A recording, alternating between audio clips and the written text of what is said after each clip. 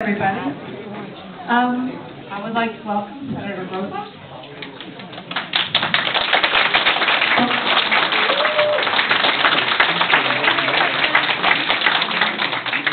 Before we get started, I just wanted to remind you that signs have to be down. They can't be in the way of the people seeing. And there's to be no questions unless it's recognized. You're recognized. So, thank you.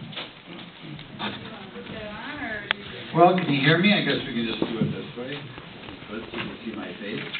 I'm glad you're here tonight. I don't know what you want me to talk about, but obviously another busy day in Madison, and I'm glad to be here.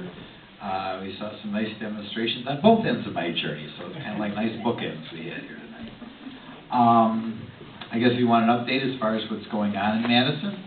As you're perhaps aware, Governor Walker introduced what we call a budget adjustment bill. It is not unusual this time of year with the economy being so poor that our budget does not wind up in the surplus that we normally want. And 2 years ago, Governor Doyle also introduced a budget adjustment bill. That budget adjustment bill was introduced on Wednesday and passed on Thursday, which contained $1 billion in tax increases.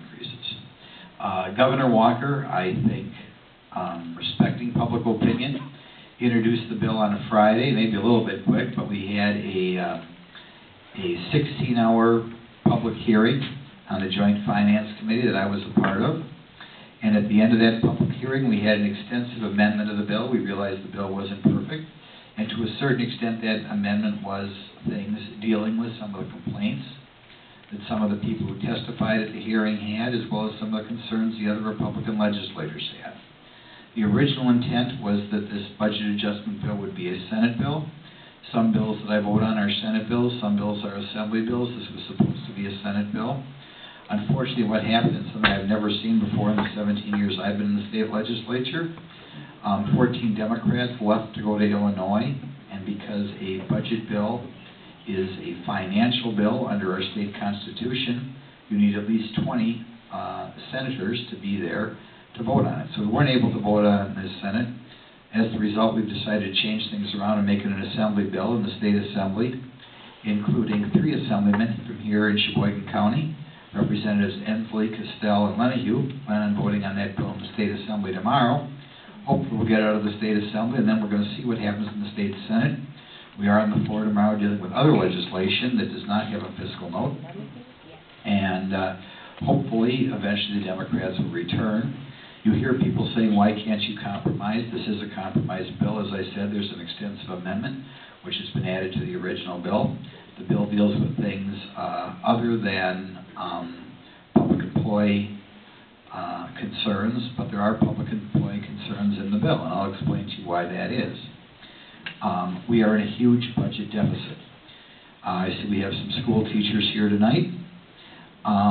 Normally you associate schools with your property tax, but about 45% of your income and sales tax also goes to schools. And if you're going to look at a budget of this size, if you have 45% of the budget dealing with schools, obviously you have to spend a little bit of time dealing with it. It would be impossible to balance this budget without a huge tax increase, without looking at that 45% that goes to schools, as well as other money that goes to cities and counties.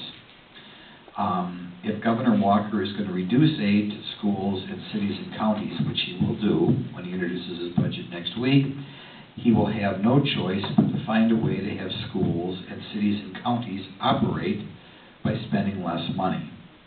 The bulk of school spending, as well as very much of county and city spending, goes to employee compensation. That's also where a lot of our state money goes. And as the result, Governor Walker has proposed that state employees, as well eventually county and city employees, pay for some of their pension and more of their health insurance.